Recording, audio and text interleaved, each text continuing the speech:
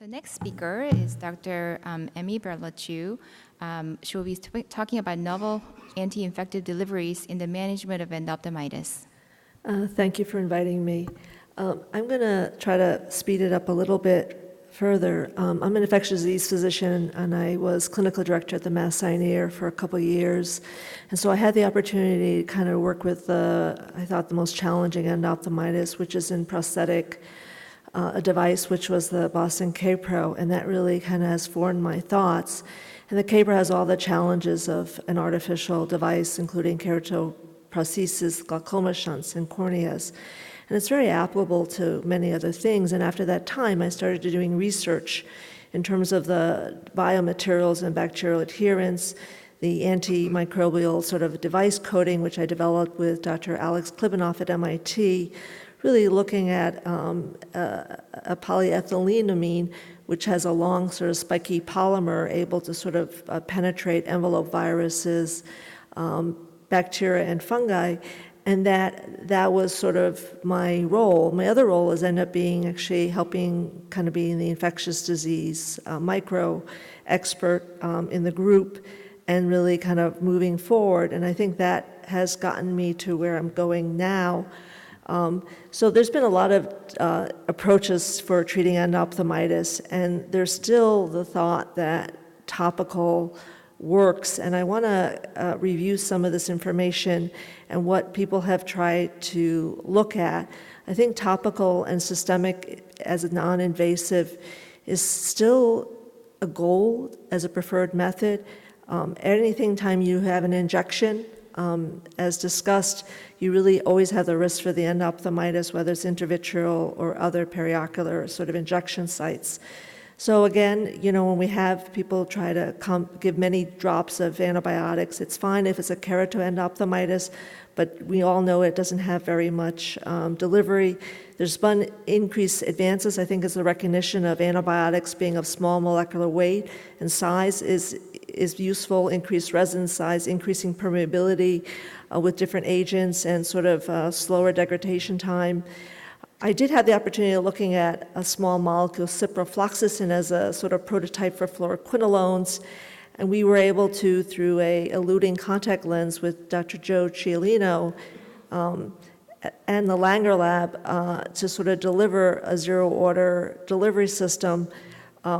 We also then use the same concept with another small molecule, iconazole, as an antifungal agent, which isn't used in the United States, but it also was able to demonstrate efficacy.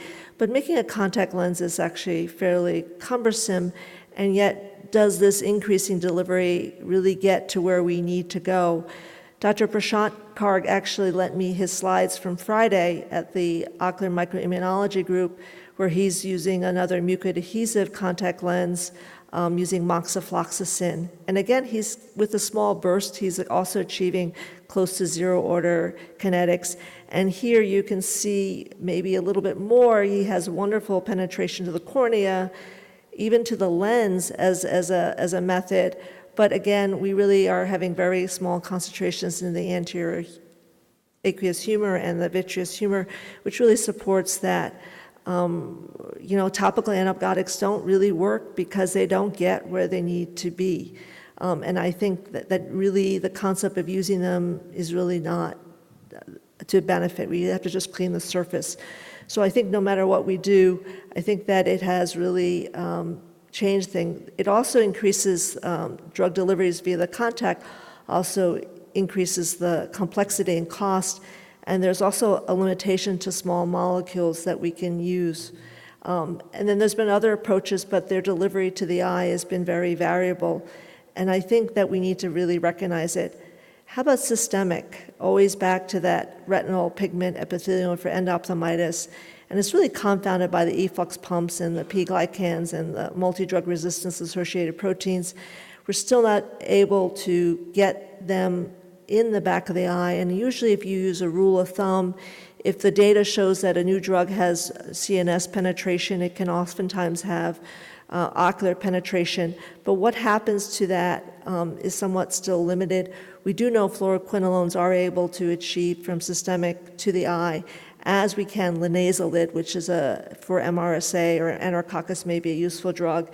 And for systemic antifungals, we've really been able to achieve that, and with ganciclovir, I think, is the other one. I think there's a couple of points that need to be made with the drugs that we usually use for intravitreal injection. I thought I corrected the slide. It doesn't seem to be now again. So vancomycin actually is in the eye for about 60 hours, which says not available. It's 60 hours if it's not infected. But if the eye is infected, it really drops down to about 16 hours, significantly lower. And that the other point is the size, and that whether the elimination is either anterior of the drug, which the drug will then be retained longer, or is it posterior drainage? And if you see the fluoroquinolones as a group will actually have posterior clearance, which really rapidly clears the drugs when you do an intravitreal injection, which really underscores why you have to keep repeating the intravitreal dependent somewhat on the drug. So I think we've seen this explosion, and I think it's remarkable, the drug-eluting contact lens, intercameral sort of delivery systems, and an explosion not for infectious disease, but in the macular degeneration, diabetic retinopathy field with delivery of drugs into the posterior eye directly. And I think what we're going to do is end up trying to increasingly kind of piggyback this sort of concept that we still need to get to the back of the eye. Drug-device combinations oftentimes overcomes the ocular barriers. The anterior segment systems can enhance precorneal retention and tissue permeation. But the posteriors, we really need to sustain the drug release, minimizing the injection frequency, but it's still an invasive technique. And yet, all these systems really have the risk for a foreign body infection. It's really here where I try to work very through Jay Duker's suggestion, actually really replicating the ganciclovir implant, which is used for CMV retinitis, which has now been replaced by the oral availability of a prodrug that we can now use in its place. And that's really the future, is getting drugs that are a small molecule and that can penetrate. So this was using the antimicrobial coating that I had developed, and actually in combination with Dr. Kaplan from Tufts Biomedical Department, using a silk-based drug delivery, both Lyogel along with the implant itself made out of silk, which is all also programmable and biodegradable. So, and this shows the programmable degradation of the silk film that we were able to use. And then this was our implant that we were able to, with silk, be able to insert into the eye.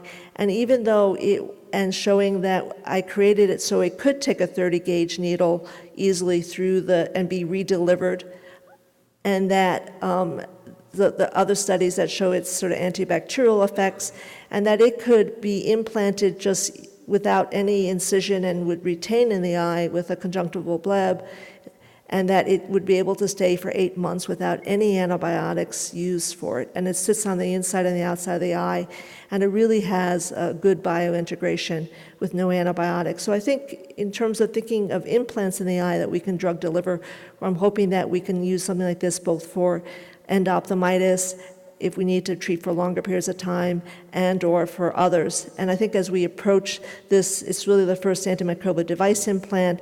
It's got versatility and plasticity. It's programmable in drug delivery and device, and we can really change the drugs over time.